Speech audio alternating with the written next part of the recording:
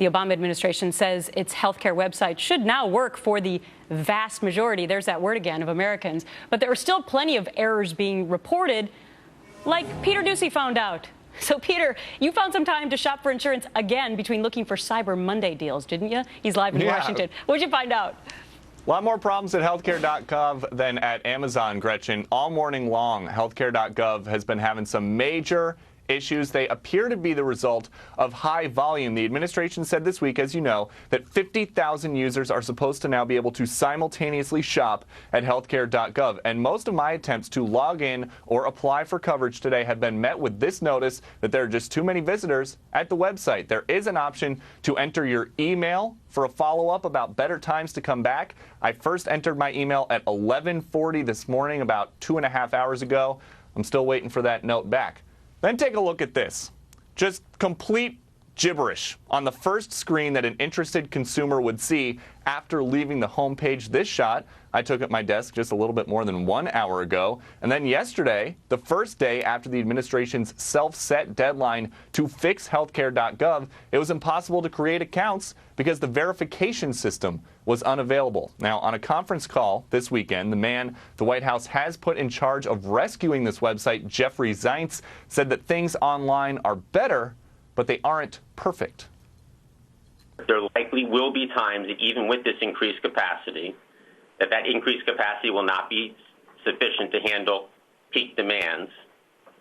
So to prepare for those times when spikes in user volume outstrip the system's expanded capacity, we will deploy a new queuing system to serve consumers in an orderly fashion and to allow consumers to request email notifications when it's a better time to come back to the site.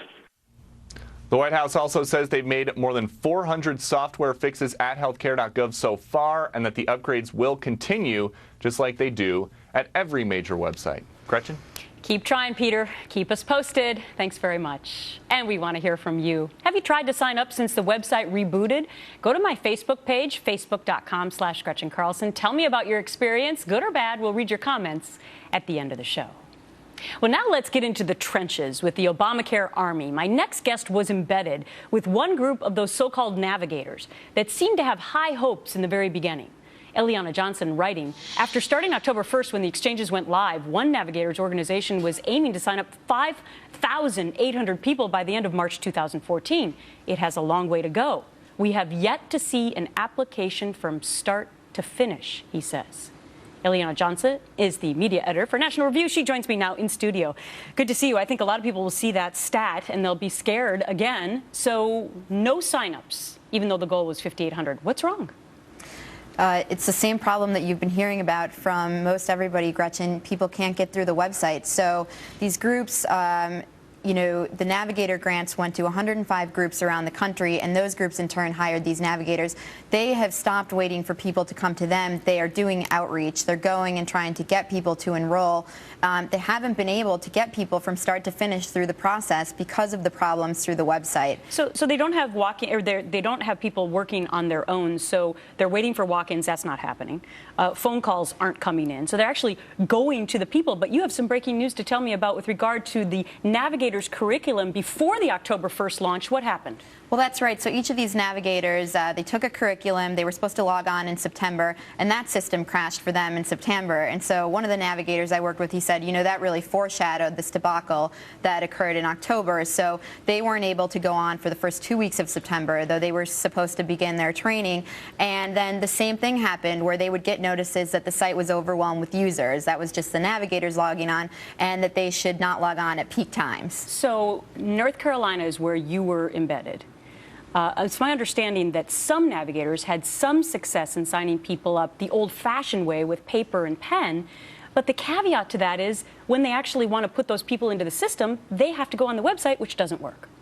Exactly. So what happened is the navigators turned away from the website due to the problems, and they started signing up people on paper applications. And as the administration revealed in some notes, they said, well, let's use paper applications because it gives people a sense that something is happening. They're filling out a sheet, they're putting it in the mail, and they're getting a response back. Interesting. But in the data hub, which is in Kentucky, somebody has to enter that information from the paper application into the same data hub that the online applications go through.